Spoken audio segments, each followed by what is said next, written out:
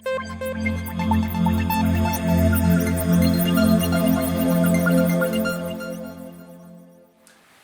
question is, what version of the Bible should we be reading?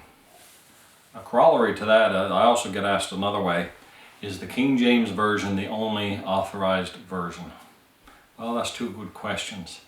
I know for most of you, you are into many of the modern translations, but some of you listening are still passionate about your King James Version.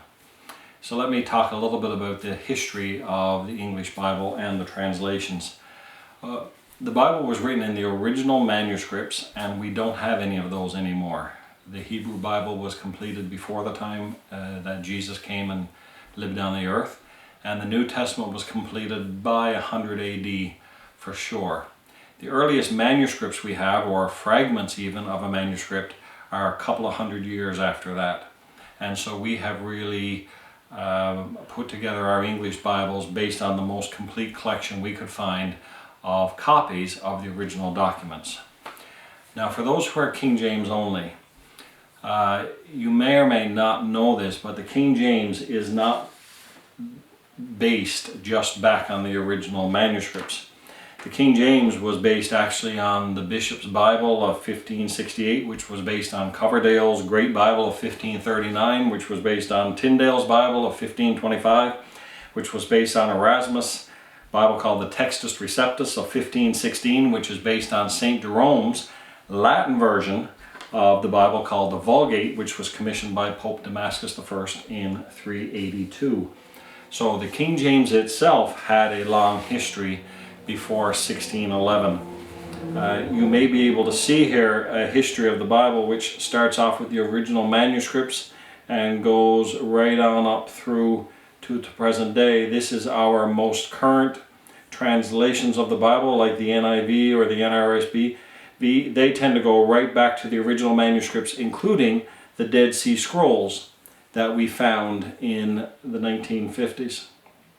The King James works its way through all of these, never had the Dead Sea Scrolls, works its way through all of these really to get back to the original.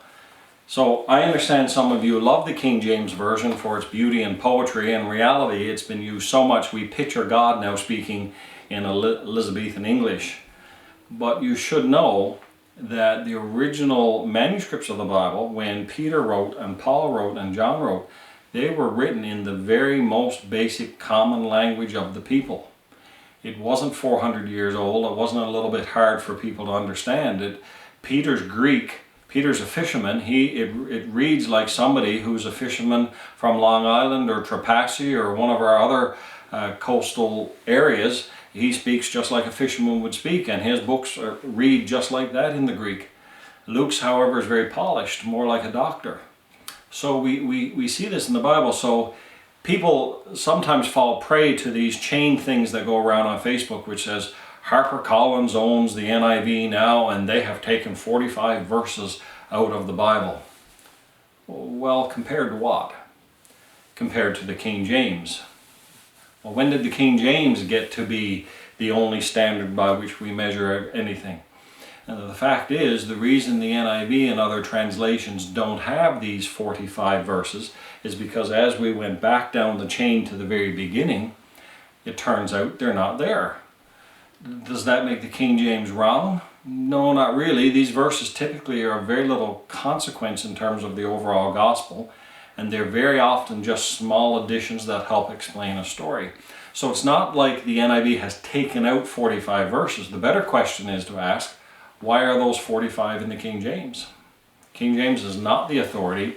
The original manuscripts are the authority.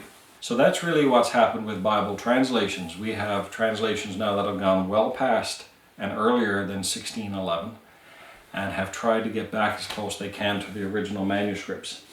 So I have a little chart here, but when you look at types of Bible translations, we really go from word to word kind of translations, more so into thought to thought, and finally into paraphrases, and this is the spectrum. So as you're choosing one for yourself, it depends on whether or not you want them very precisely word for word, and so there we'll have things like the New American Standard Bible or the New King James. The problem is the way the Greek is written or the Hebrew is written doesn't always flow well with English. So Greek, for example, often puts its verb right at the end of the sentence. So the whole house through yellow I painted. Not how we would say it, but word for word would try to copy that.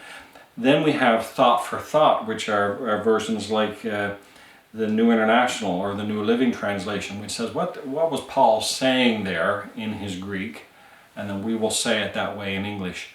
And finally, of course, you have your paraphrases like the Message, which are basically an author's attempt to really put the biblical teaching into the most common way of saying it today. So as you choose a Bible translation, the number one rule is this: choose one you understand. Choose one that you'll read. Choose one that helps the Spirit of God connect with your spirit through it. And again, as always, if you have any questions on the King James, I know many of you love it, and that's absolutely fine. The poetry and reading are wonderful. Or if you have questions right down to the paraphrase, feel free to drop them in the comments below, and I will try to help you with it.